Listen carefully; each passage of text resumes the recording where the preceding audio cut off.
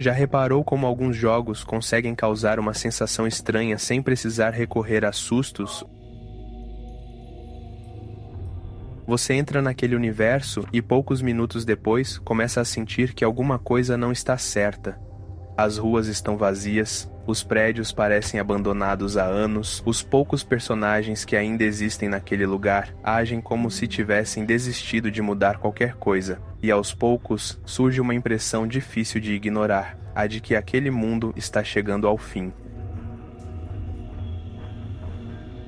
Enquanto a maioria dos jogos coloca você em mundos cheios de movimento, conflitos e personagens, estes fazem o contrário. Eles colocam você diante do silêncio. Mas todos esses jogos têm algo em comum. Eles fazem você sentir que está explorando os restos de alguma coisa, como um visitante observando as últimas marcas deixadas por um mundo que já foi muito diferente. E é justamente sobre isso que vamos falar hoje. Jogos que transformaram abandono, melancolia e colapso em parte da própria experiência. Mundos que parecem estar desaparecendo diante dos nossos olhos.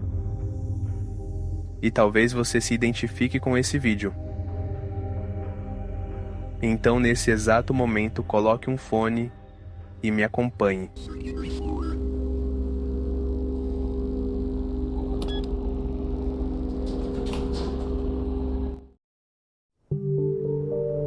Okay, are you ready? Camera, action. Manhunt é um daqueles jogos que marcaram completamente os anos 2000. Ele se passa em Carcer City, uma cidade que foi esquecida pelo resto do mundo. E quando você joga, você sente isso o tempo inteiro.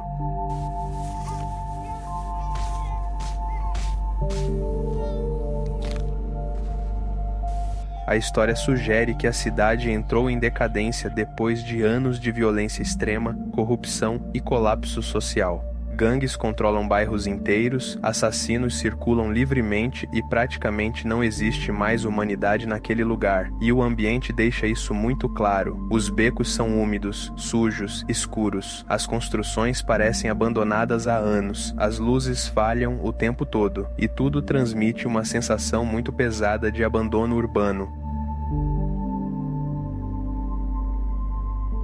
Você controla James Earl Cash, um homem forçado a participar de assassinatos brutais, enquanto é filmado por um diretor sádico chamado Starkweather. E o mais sinistro de tudo é que o jogo faz você se sentir caçado, o tempo inteiro.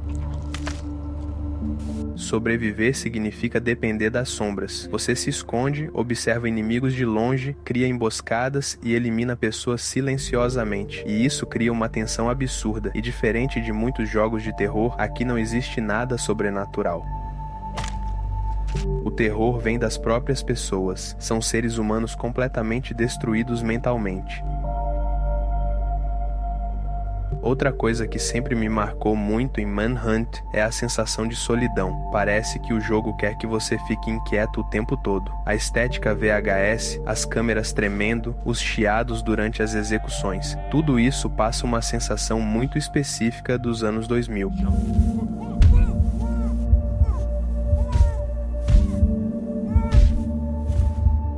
Lembra aquelas fitas antigas, filmes violentos e gravações sujas daquela época, e sinceramente, jogar isso numa TV de tubo deixava tudo pior ainda. A imagem borrada, os ruídos, a baixa resolução, parecia que você estava vendo algo proibido.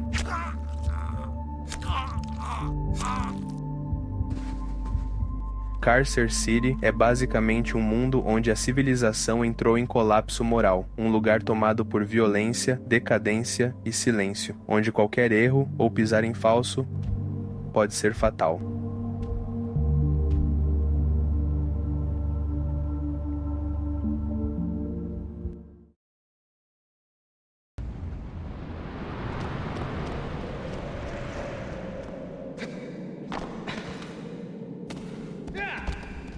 Shadow of the Colossus passa uma sensação completamente diferente.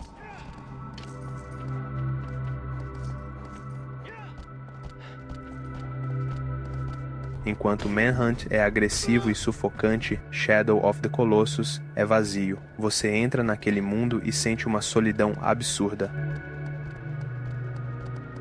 A história gira em torno das Forbidden Lands, uma região proibida cheia de ruínas antigas e criaturas gigantescas.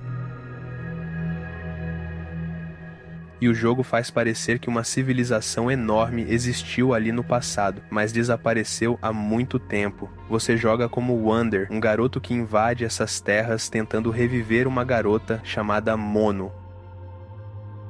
Para isso, ele faz um pacto com uma entidade chamada Dormin. Só que aos poucos o jogo começa a deixar claro que talvez você esteja fazendo algo errado. E o mais impressionante é como o vazio do mapa cria imersão. Você cavalga por minutos inteiros sem encontrar ninguém. Só vento, ruínas e paisagens enormes. E isso deixa tudo extremamente melancólico.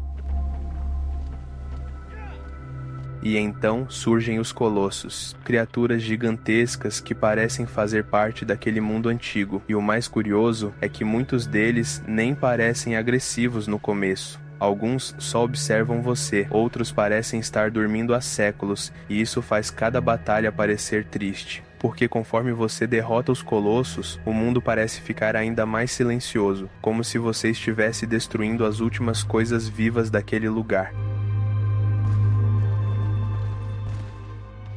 A gameplay gira em torno de explorar o mapa, escalar essas criaturas e encontrar os pontos fracos delas usando espada, arco e estratégia.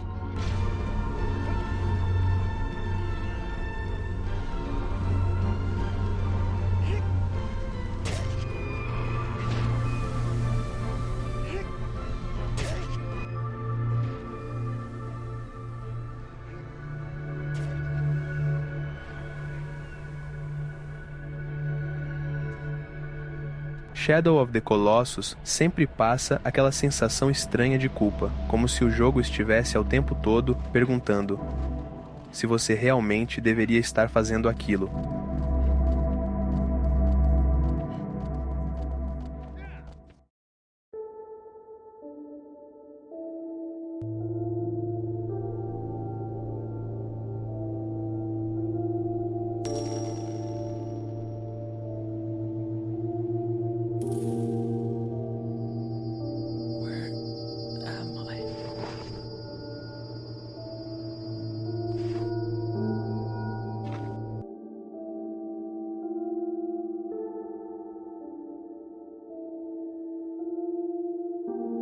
Cry of Fear mexe muito com o psicológico.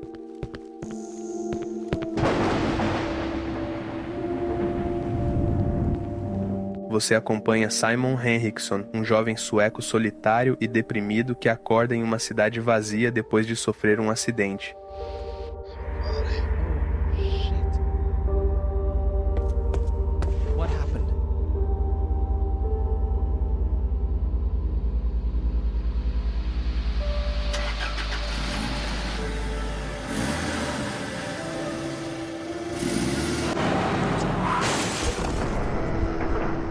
Conforme tenta voltar para casa, ele começa a encontrar criaturas deformadas, apartamentos cobertos de sangue e pessoas agindo de maneira estranha.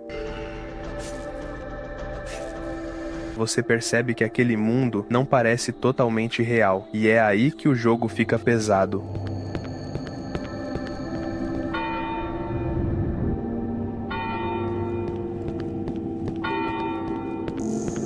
Porque Cry of Fear funciona como uma representação da deterioração mental do Simon. A cidade não é apenas assombrada, ela reflete ansiedade, trauma, isolamento, depressão e pensamentos suicidas.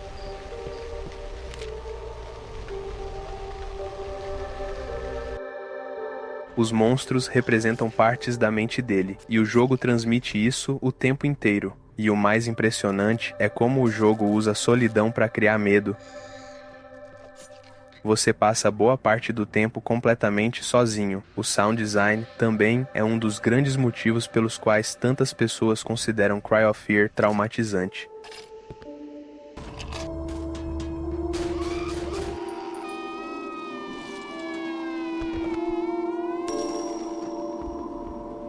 mas o que realmente diferencia Cry of Fear é o tom melancólico. O jogo quer fazer você se sentir emocionalmente mal, e quando o plot twist acontece, tudo fica ainda mais pesado. Você descobre que Simon nunca superou completamente o trauma do atropelamento. Ele ficou paraplégico e desenvolveu problemas mentais severos. Toda a jornada era basicamente uma manifestação da mente dele enquanto escrevia um livro tentando lidar com a própria dor. E depois disso, tudo muda. Os monstros deixam de ser apenas monstros. A cidade deixa de ser apenas uma cidade. Tudo vira uma extensão da mente destruída dele. O baixo polimento, as texturas antigas e os ambientes fazem parecer que você está preso dentro de um sonho depressivo do qual não consegue acordar.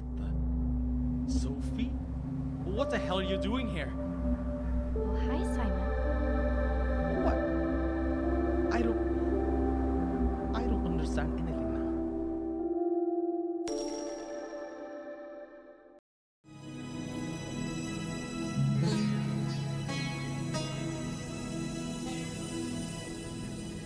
Arctic Eggs é um daqueles jogos que parecem existir fora da realidade normal. Ele mistura humor, melancolia e decadência de um jeito muito estranho, como se fosse um sonho cyberpunk e a história já é bizarra.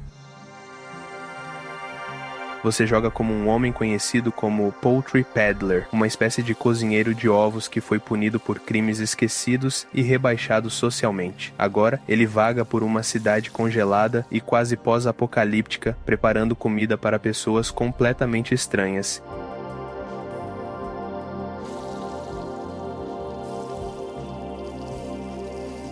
No começo, você cozinha ovos normais. Depois, as pessoas começam a pedir coisas absurdas, como cigarros fritos, balas de arma, peixes venenosos e objetos que claramente não deveriam estar numa frigideira.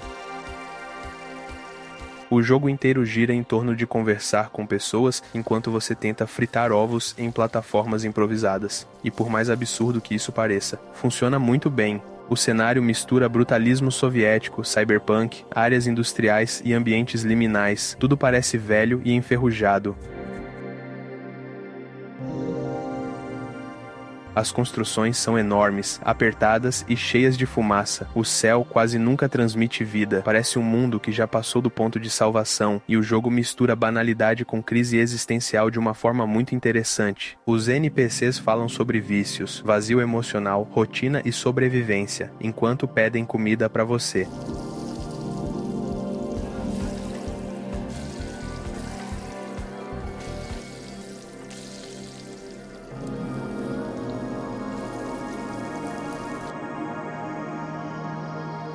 Os personagens parecem sem alma, e você nunca entende completamente como aquele mundo chegou naquele estado. A estética de baixo polimento ajuda muito nisso. As texturas granuladas, a iluminação escura e os modelos estranhos fazem tudo parecer uma simulação em ruínas. Mas isso funciona perfeitamente para a atmosfera. E mesmo sendo extremamente estranho, Arctic Eggs também consegue passar uma sensação de paz. Principalmente por causa da neve, aquela estética fria, azulada e silenciosa cria um sentimento muito específico, uma vibe que lembra regiões frias da Rússia, cidades congeladas e aquele silêncio pesado do inverno, e isso acaba sendo um dos pontos mais fortes do jogo.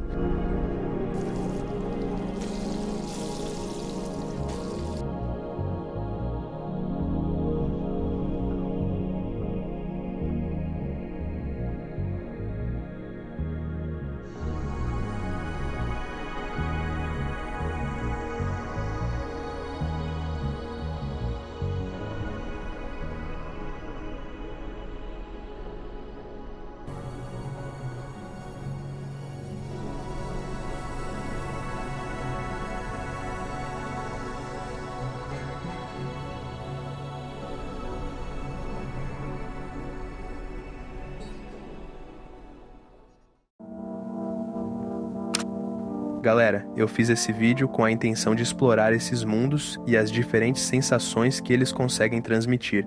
Se o vídeo tiver um bom desempenho, com certeza vou trazer uma parte 2, entrando em ainda mais detalhes e mostrando outras coisas interessantes. Muito obrigado a você que assistiu até aqui e até a próxima.